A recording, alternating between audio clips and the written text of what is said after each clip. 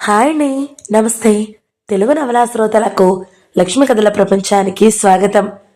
రంగనాయకమ్మ గారు రచించిన జానకి విముక్త అనే నవలను వింటున్నాం కదండి.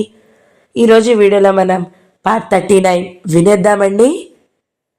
జానకి ఫ్యాక్టరీకి వెళ్ళడం మానేసింది. 9వ నెల వచ్చాక ఇంటి సద్దులతోటి కొత్త రకం వంటలతోటి కాలక్షేపం చేస్తుంది. ఆ రోజు పగలంతా పుస్తకాలు చదువుకుంటూ పడుకుంది.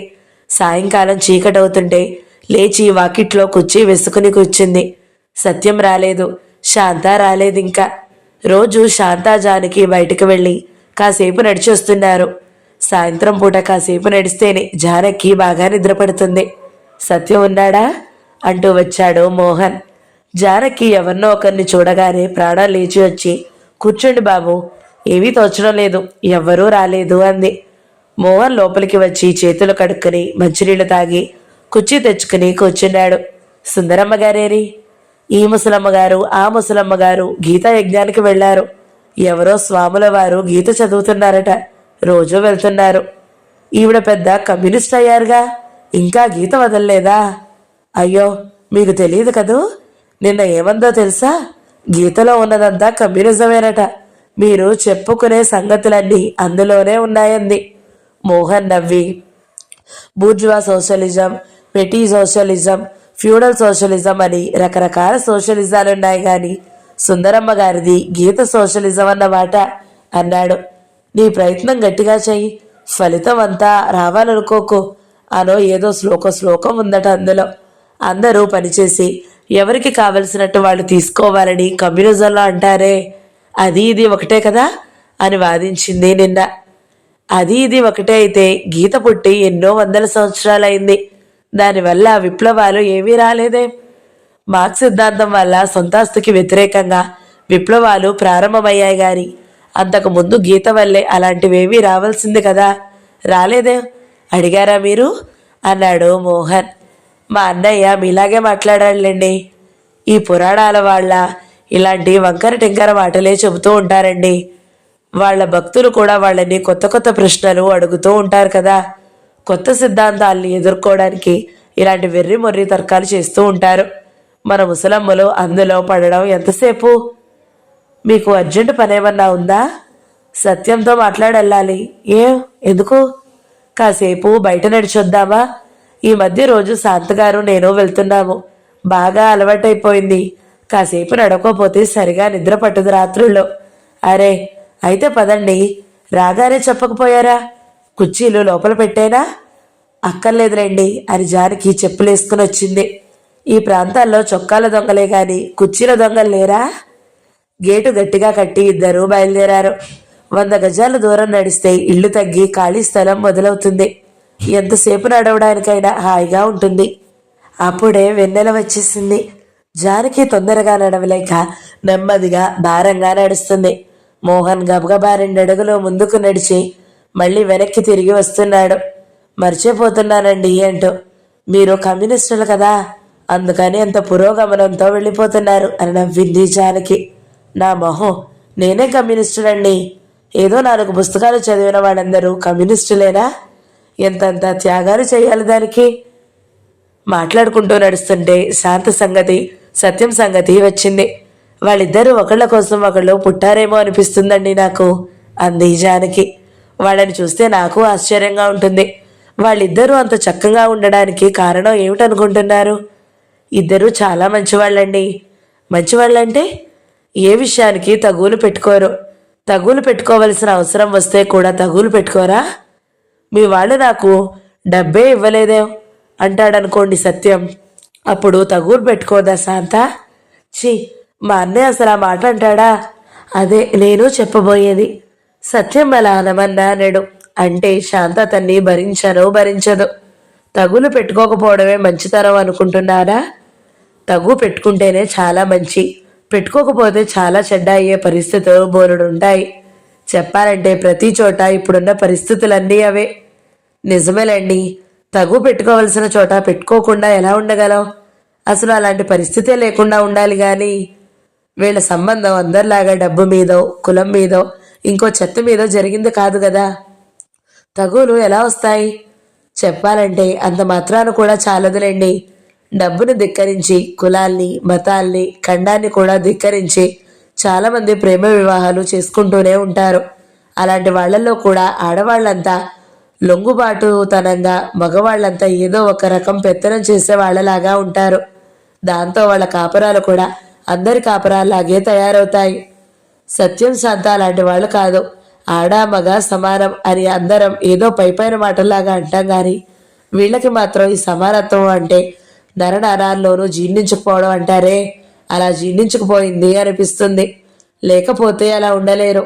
ఎంతైనా ఆడవాళ్ళు తక్కువేలే అని సత్యానికో, మగవాళ్ళు ఎక్కువేలే అని శాంతకో మనసుల్లో ఉంటే ఏ కాస్త ఉన్నా ఇద్దరు అంత సమానంగా ఉండలేరనుకుంటారు. నేనైతే ఎవరో ఒకరే సీరియస్గా ఉన్నా లాభం లేదండి, ఇద్దరు ఉండాలి. ఇద్దరు ఉంటేనే అలాంటి స్నేహం సాధ్యమవుతుంది. ఆడవాళ్ళు తక్కువని మీరు కూడా అనుకుంటున్నారా మనసులో? అంది జానకి నవ్వుతో. అనుకోను గాని అనుకుంటానేమోనని సందేహం. ఏం మీరు మాత్రం అనుకోరు మగాళ్ళు కొంచెం ఎక్కువని? అయ్యో, నేనైతే సందేహం లేకుండానే అనుకుంటాను.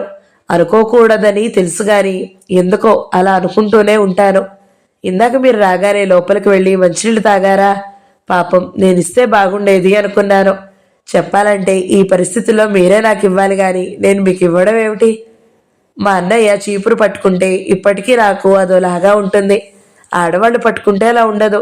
ఆ ఆడవాళ్ళు ఎంత ముసలివాళ్ళైనా సరే మా అమ్మ ఊడుస్తుంటే నాకు అలా అనిపించదు. మోహన్ ఏదో ఆలోచనలో పడ్డట్టుగా అయి వెంటనే తేరుకున్నాడు. మరి పేద మగాళ్ళ ఎంతమందో చీపులు పట్టుకుని ఊడ్చే పనులు చేస్తారు కదా, వాళ్ళని చూసిన మగాళ్ళు చీపులు పట్టుకున్నారో అనిపిస్తుందా అన్నాడు. జానకి తెల్లబోయింది. అవును కదా అన్నట్టు చూసింది. మోహన్ మళ్ళీ అన్నాడు, పేద మగవాళ్ళు ఎన్నో ఆడపనులు చేస్తారు. చీపుళ్లతో ఊడుస్తారు, అంట్లు తోముతారు, బట్టలు ఉతుకుతారు, వంటలు చేస్తారు. కానీ వాళ్ళని చూస్తే అయ్యో మగవాళ్ళు ఇలాంటి పనులు చేస్తున్నారే అని ఎవ్వరికీ అనిపించదు. అది సహజం, అది అంతే అన్నంత అలవాటైపోయి ఉంటుంది అది. మన అభిప్రాయాల్లో ఆడా మగ తేడాలే కాదు, అందులో మళ్ళీ పేద ధనిక తేడాలెన్నో ఉంటాయి. మనం ధనిక కులం కాము, అయినా మనకన్నా ఇంకా నిరుపేదలు ఉన్నారు. ఆ నిరుపేద మగాళ్ళు చీపుళ్ళు పట్టుకుంటే మనకు ఇబ్బేటుగా ఉండదు. అందుకే తర్కం వేరు, సెంటిమెంట్ వేరు. ఇది తప్పని తెలుసుకున్నా సరే సెంటిమెంట్స్ మనల్ని పట్టుకుని వదలవు. సెంటిమెంట్ అంటే మానసికమైన అలవాటు అనుకుంటారు. వాటిలో మంచివి ఉంటాయి, చెడ్డవి ఉంటాయి. కొన్ని అలవాట్లు మనకే మంచి కాదు, అవి కూడా క్రమంగా మారుతాయి అనుకోండి. దానికి మన ప్రయత్నం గట్టిగా ఉండాలి. అందరూ మారినప్పుడే మనం కూడా మారదాంలే అని కూర్చుంటే కుదరదు. అందరూ అలాగే అనుకుంటే ఇంకెవరు మారుతారు? మనకి సాధ్యమయ్యే విషయాలన్నీ మనం మార్చుకోవడానికి చూడాలి కదా. మనం మారవలసింది ఎవరి కోసమో కాదు, మన కోసమే. మనల్ని మనం సంస్కరించుకోవాలి కదా. అందుకే సత్యాన్ని శాంతిని చూస్తే చాలా గౌరవం నాకు. వాళ్ళని చూసినప్పుడల్లా ఏమనిపిస్తుందంటే రేపు కొత్త సమాజంలో స్త్రీ పురుషుల మధ్య కొత్త రకం సంబంధం ఏర్పడాలి కదా. ఆ సంబంధానికి వీళ్ళ ప్రవర్తన బీజ రూపమేమో అనిపిస్తుంది. అయితే ఇప్పుడు చైనాలో, రష్యాలో భార్యాభర్తలందరూ ఇలాగే ఉంటున్నారంటారా? అందరూ ఉండరు, కొందరు ఉంటే ఉండొచ్చు. వ్యక్తిగతంగా కమ్యూనిస్టు భావాలు నేర్చుకున్న వాళ్ళు తప్పకుండా ఉంటారు. అక్కడ కాదు, ఎక్కడైనా ఉంటారు. ఆ మధ్య ఎప్పుడో సోవియట్ భూమి పత్రికల్లో 2 ఇంటర్వ్యూలు చదివారండి. ఘోరంగా ఉన్నాయి. ఒక ఆవిడ పెద్ద ఇంజనీరు. ఆవిడ సమయానికి ఇంటికి వెళ్ళకపోతే భర్త విసుక్కుంటాడట. ఆవిడే చెప్పింది ఇంటర్వ్యూలో. భర్త మీద కంప్లైంట్గా కాదు, అన్ని ప్రశ్నలతో పాటు ఆ ప్రశ్నకి ఏదో మామూలుగా చెప్పేసినట్టు చెప్పింది. అంత పెద్ద ఇంజనీరు భర్త పెత్తనంలో ఉండడం ఏమిటి? మనుషులు వ్యక్తిగతంగా వాళ్ళ ప్రయత్నాలతో వాళ్ళు నేర్చుకోవాల్సింది నేర్చుకోకపోతే ఎవరు రక్షించగలరు వాళ్ళని? ఇంకా ఇంటర్వ్యూ అయితే మరీ ఆశ్చర్యం. ఒక భర్త అంటాడు, చెప్పడానికే చీదరిస్తుంది. నన్నేమీ అనుకోకండి మీరు, నేను చదివింది చెప్తాను. భార్యాభర్తల్లో భర్త వ్యభిచారం చేస్తే అది ఇంట్లో నుంచి బయటికి ఊసినట్టుట, భార్య వ్యభిచారం చేస్తే అది బయట నుంచి ఇంట్లోకి ఊసినట్టట. ఛీ, అలాంటి మాటలు ఎలా రాస్తారు పత్రికల్లో? రాశారండి, విమర్శగా రాశారా? అలాంటిదేం లేదు. ఒక యువకుడితో ఇంటర్వ్యూ, అది అంతే. ఆశ్చర్యంగా ఉంది.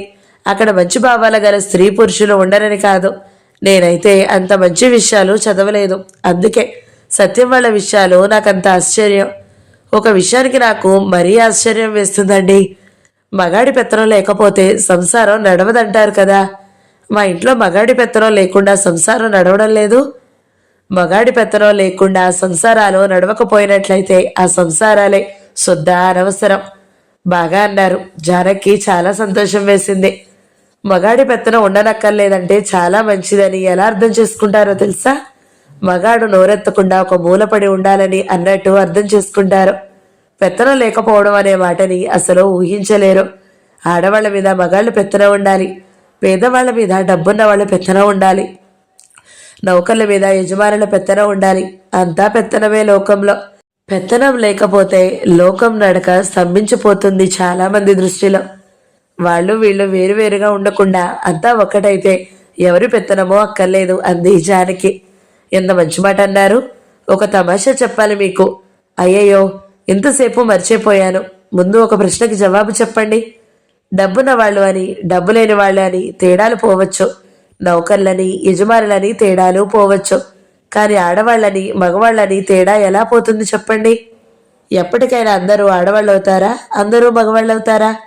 వాళ్ళ మధ్య తేడా ఎప్పుడూ ఉంటూనే ఉంటుంది కదా. ఆ తేడా పోతుందా చెప్పండి? 1వ క్లాస్ పిల్లని అడిగినట్టు అడుగుతున్నారేమిటన్నాను. కోపం తెచ్చుకోకండి. మరి మీ లెక్కన పెద్ద పెద్ద ప్రొఫెసర్లు 1వ క్లాసులో ఉన్నారన్నమాట. మొన్న ఏమైందో తెలుసా?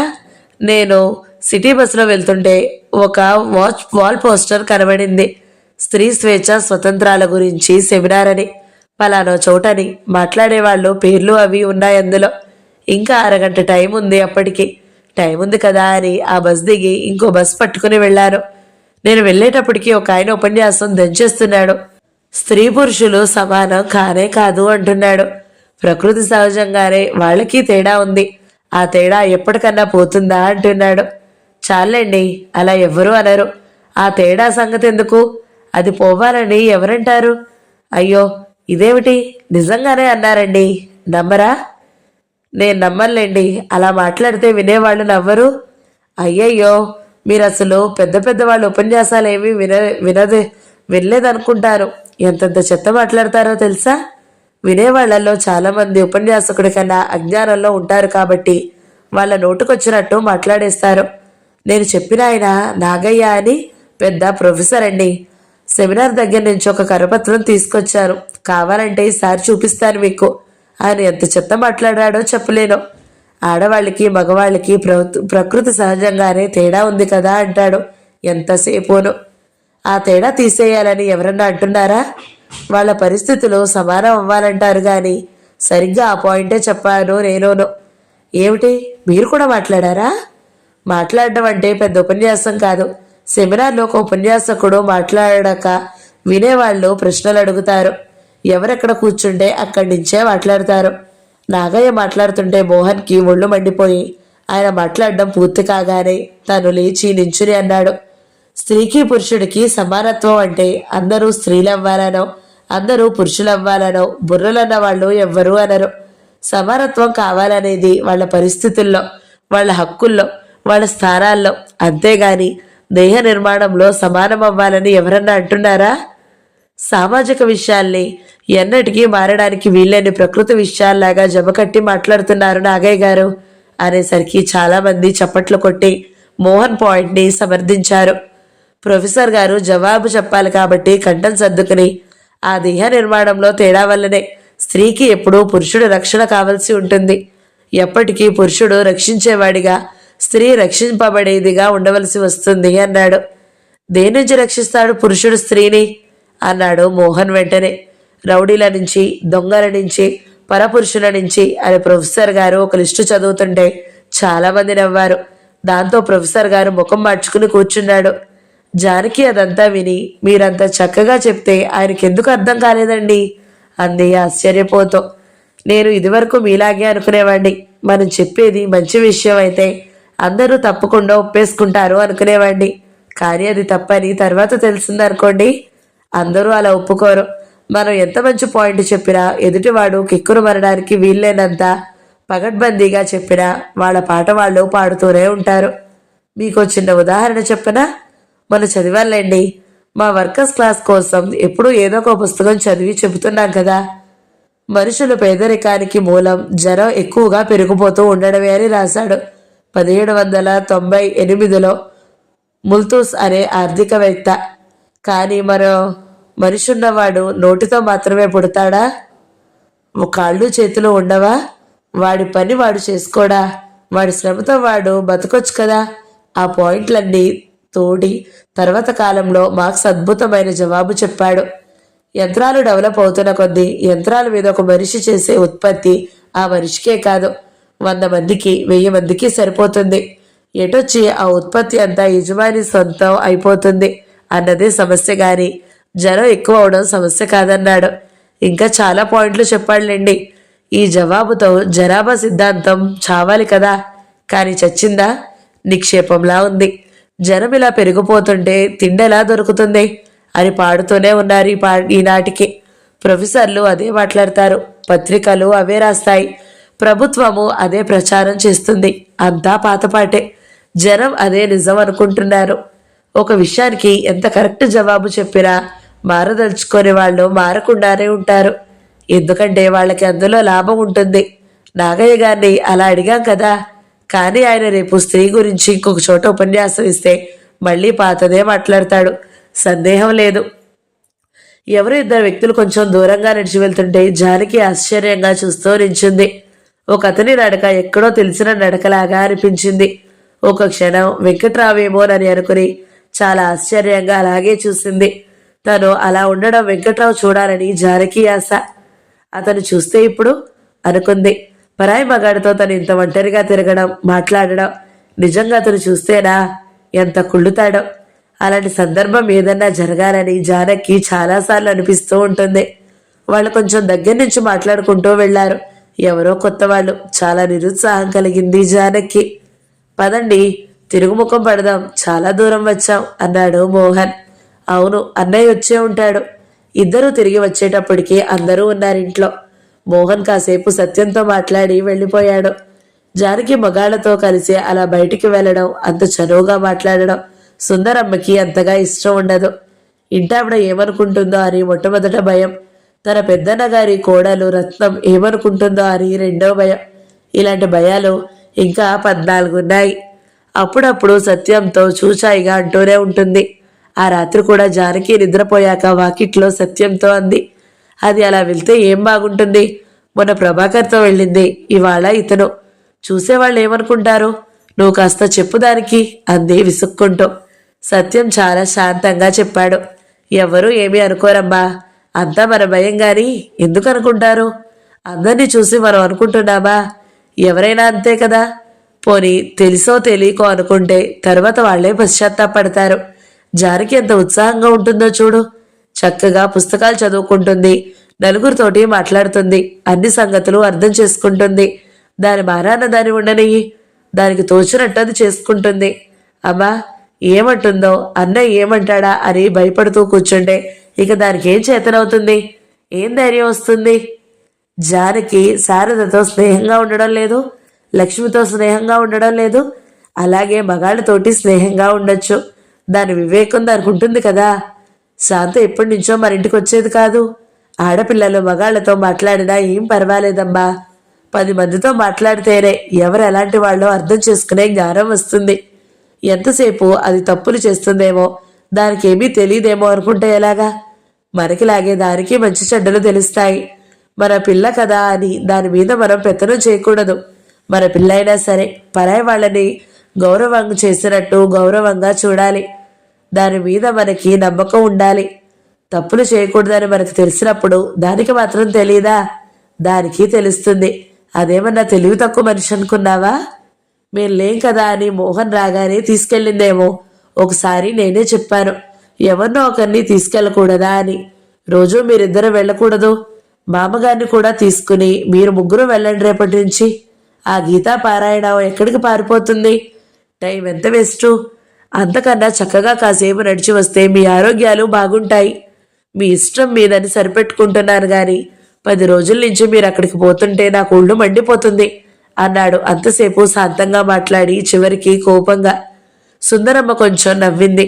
సత్యం అంతసేపు చెప్తే ఆవిడకి మనసు కొంత తేట పడింది. అయినా కొంచెం విసుగ్గా, నేను మొదటే అనుకున్నాలే నీతో చెప్తే లాభం లేదని. నీతో చెప్పడం కన్నా గోడతో చెప్తే నయం అంది. కొడుకుని కేక వేయడం ఆవిడికి బాగా అలవాటు, ముచ్చటాను. సత్యం నవ్వి ఒక మాట అందామనుకున్నాడు.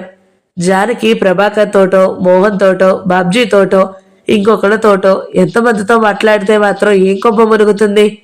తనకి నచ్చితే ఎవరినో ఒకరిని పెళ్లి చేసుకుంటుంది, అంతే కదా అందామనుకున్నాడు. కానీ ముసలమ్మని ఆ రాత్రిపూట చీకట్లో అంత భయం పెట్టడం ఎందుకులే అని ఆ మాట మానుకుని, సరే గోడతోటే చెప్పు, నీకు మనుషులు నచ్చరు, గోడలే నచ్చుతాయి అని నవ్వి వెళ్ళిపోయాడు. మేమివాళ భలే మంచి పని చేశాం జానకి అంటూ వచ్చింది శాంత కోర్టు నుంచి. ఆ సాయంత్రం మేమంటే ఉష కూడా అని జానకి తెలుసు. ఏం చేశారు? చైనా మీద ఒక పుస్తకం ఉందిలే, అందులో ఒక విషయం అనువాదం చేశాం. మీరు వింటే భలే బాగుంటుంది. సత్యం వాళ్ళ క్లాసులకి కూడా పనికొస్తుంది. సత్యం రాలేదా ఇంకా? వచ్చా గాని రివిజనిస్ట్ చైనా విషయాలు అంత బాగున్నాయా అన్నాడు సత్యం లోపల నుంచి వస్తూ. ఇది సోషలిస్టు చైనా సంగతేలే. ఇవాళ మా కేసులన్నీ వాయిదాలు పడ్డాయి. ఈ పని పెట్టు కూర్చున్నాము. కమల కూడా కలిసిందిలే మాతో. ఏం విషయం అసలు? ఒక విడాకుల కేసు. తర్వాత చెబుతా గాని మధ్యాహ్నం ఏం తినలేదు, చాలా ఆకలిస్తుంది. స్నానం చేసి వస్తాను, కొంచెం అన్నం పెట్టేయి. మీరు కూడా తినేస్తారా తొందరగా? అది చదువుకోవచ్చు. అన్నం ఇంకా అవలేదు, ఇప్పుడే పెట్టాను. చంపేశావు, నాకు శోష వచ్చేట్టుంది. అయితే నీ స్నానం అయ్యేటప్పటికి కొంచెం ఉప్మా చేసేస్తాలే. నాకేం అక్కర్లేదు, నువ్వు చేస్తే ఏడ్చినట్టుంటుంది ఉప్మా. ఈ మాటకి నేను నీ మీద పరువు నష్టం దావా వేయొచ్చు. సాక్షులెవరు నీకు? జానకే. నేను చెప్పను బాబు సాక్ష్యం అంది జానకి వెంటనే. ఏం, ఎందుకు చెప్పవు? శాంత నన్ను తిట్టిందా లేదా? మొన్న ఉప్మా చేసినప్పుడు పోపు మాడగొట్టావు, తినలేక చచ్చాం, అందుకే తిట్టింది. మొన్న చేసినట్టే ఇవాళ కూడా చేస్తానని ఎలా చెప్పగలవు? ఎలా చెప్పగలమంటే ఆ ఉప్మా దడ మాకింకా తక్కలేదు గనక అంటూ శాంత స్నానానికి వెళ్ళిపోయింది. రాత్రి అన్నాలు తినేటప్పుడు సుందరమ్మకి, జానకి ముందు చైనా విషయాలు కొన్ని అర్థమైతే ఆ కేసు విషయాలు బాగా తెలుస్తాయని శాంత చైనా సంగతులు కొన్ని చెప్పింది. 25-30 సంవత్సరాల క్రిందట చైనాలో కూడా బాగా పేదవాళ్ళని, బాగా డబ్బున్న వాళ్ళని ఇప్పుడు మన దేశంలో ఉన్నట్టే ఉండేదండి. కానీ 1949లో పేదవాళ్ళంతా కలిసి ఆ దేశంలో చాలా పెద్ద మార్పు చేసుకున్నారు. విముక్తి అంటారు దాన్ని వాళ్ళు.